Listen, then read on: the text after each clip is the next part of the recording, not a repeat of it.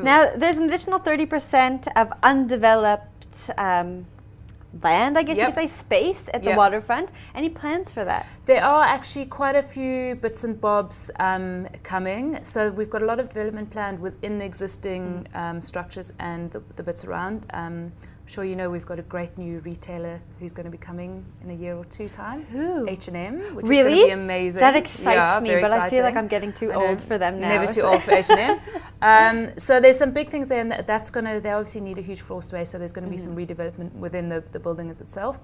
But with the area around, we're looking at towards kind of Granger Bay, which is where, towards kind of where the Grand Beach Hotel and stuff is. There's quite a bit of open land there. So we're looking at some options, but you know, there's a whole lot of process before we can go into anything there.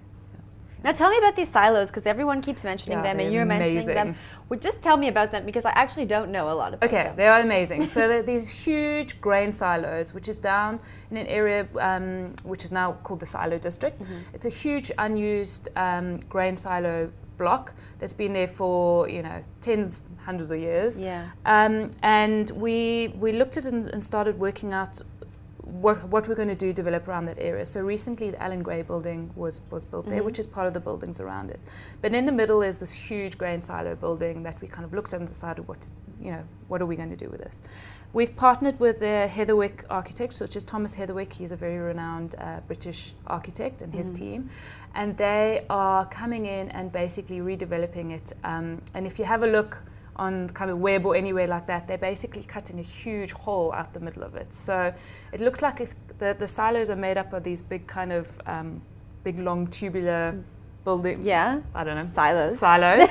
So they're cutting a hole out the middle. So from the outside it looks the same, but when you go in the middle, it's almost like a big cathedral. Wow. So you'll see the insides of the silos looking up. And that is going to become the first museum of contemporary African art when that is finished. So it's going to be amazing. So we're very excited about that. When is it going to be finished?